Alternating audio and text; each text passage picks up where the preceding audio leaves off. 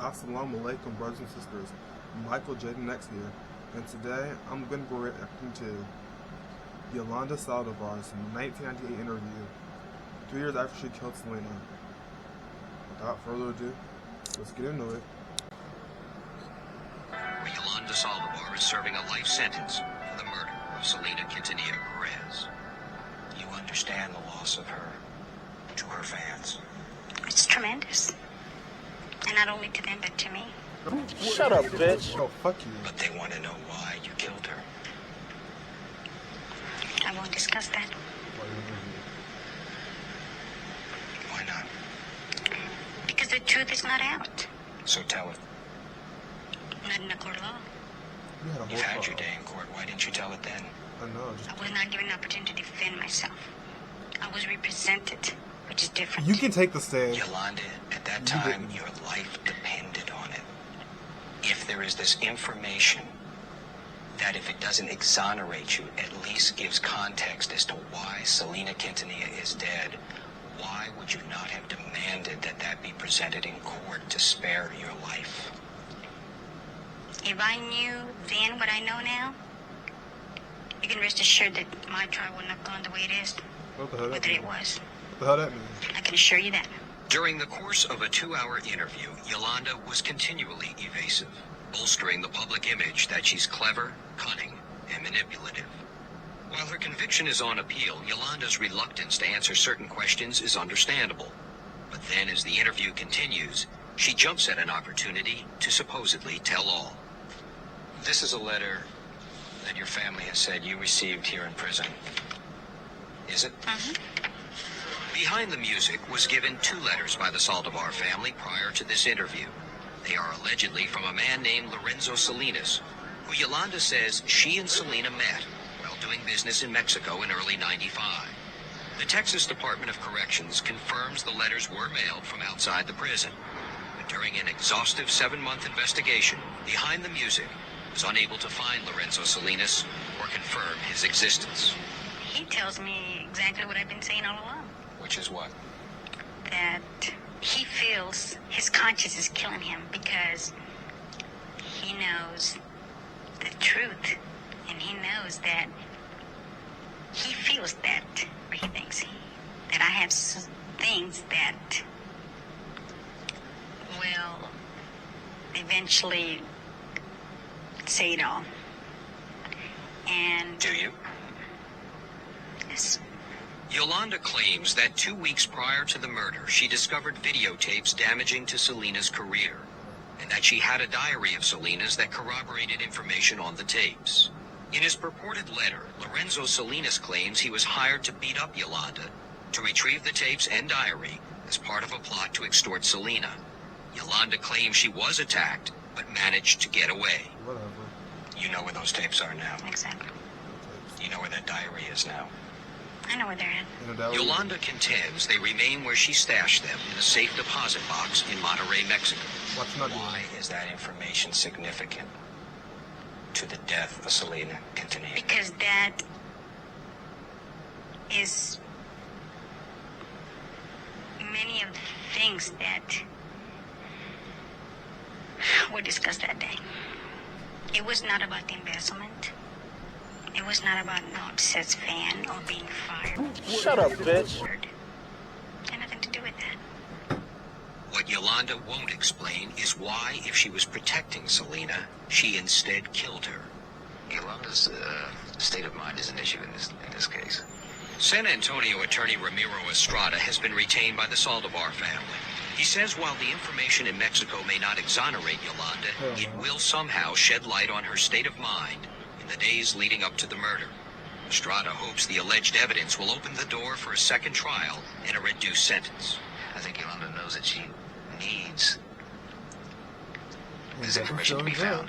Yolanda empowered Estrada to retrieve the supposed evidence, and Behind the Music accompanied him to Monterrey, Mexico. Isn't there a chance, maybe even a pretty good chance, that Yolanda's lying to us about this evidence? Well, I think anything's possible, but She obviously lying. All she do is lie. it would serve no purpose. It would not help her to be perpetuating a lie. Yolanda and the Saldívar family directed Estrada to more than a half dozen different bank locations. I don't see what good it would do for her to be sending us on a wild goose chase. I mean, it's certainly not going to help her in her trial. But a wild goose chase it proved to be.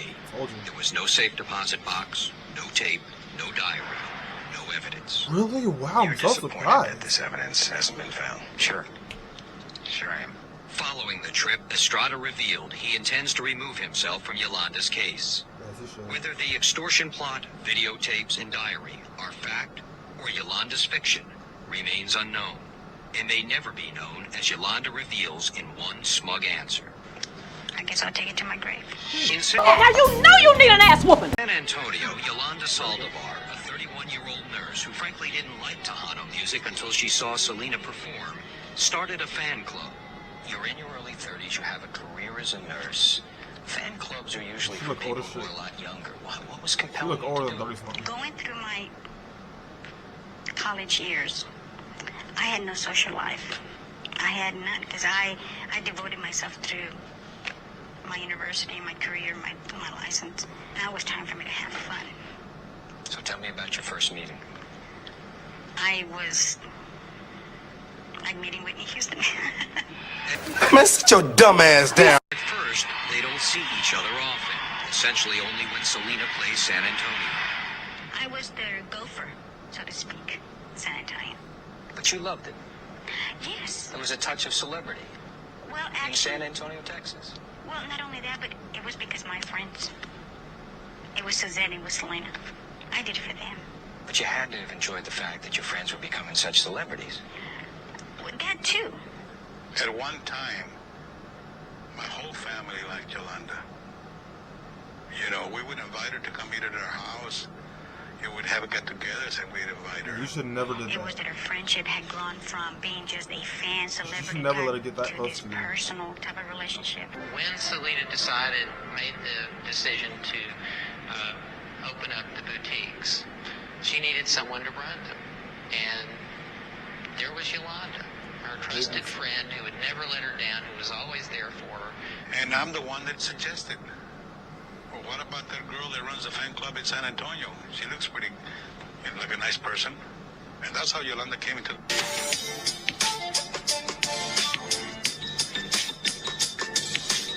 picture. It was then that she hired me in '94. Even though you had no business experience. Even though I had no business experience now. Well, that's Shit, another no, thing. Yeah, you need to, everybody who's doing fan clubs and their own businesses, especially celebrities, hire professionals. Do not just hire anybody, any random Jane or John Doe off the street to do this. Because that's just, you don't do that. About retail, and that's basically, come on, you need retail 101 to manage a retail space. And I think that that's where things started unraveling. Both Martin Gomez and Yolanda agree that from the very beginning they are at each other's throat, not just about business, but over access to Selena. Gomez contends the stage was being set for Selena to be deceived and controlled by an obsessive Yolanda. She's made it very clear to me that in order for me to speak to her, to speak to Selena, I have to go by her. He started seeing that his contact with Selena was becoming less and less. Martin says that the reason his time was less and less is because you were becoming obsessed with Selena. That's not true. Yolanda Shut up. derived her popularity with people because of her association with Selena. And if anyone else was going to get closer to her, to Selena, or get her ear, that was a threat to Yolanda. And by Yeah, 'cause she virtue wanted Selena all to of herself. being the creator of these designs, Martin Gomez was a threat. By now, Gomez says Yolanda was trying to wrest control of Selena's life. It was neurotic. It was neurotic and it was strange. Fanatical. Selena would come to visit, and then she'd leave and she goes, oh, I miss her. I go, she just left. She didn't want to be bothered. Martin can understand that. So you're assuming a bigger role. Definitely. Could that role be construed as becoming obsessed? I don't know where people are getting this, that I'm obsessed with Selena. You are It obsessed was with her. a duty that she expected me to do. And I had to do it. Oh, I was starting to okay. recognize her just basically being controlling and trying to manipulate Selena. I was starting to I was trying to identify that, and more than anything, I was going to Abraham with the information. See, you got to understand that Martin and Yolanda are like two women bickering at each other. While that bickering must certainly be wearing on Selena, Abraham stays clear of it and had no problem with Yolanda until the beginning of 1995. Is that the beginning of the end of your Exactly. relationship with Abraham? That becomes the fury of it all. That fury is about to spill over. You have vilified Dr. Martinez, Abraham Quintanilla. Why weren't those the people that were attacked? Why your best friend? There was never an intentional to kill Selena. Never.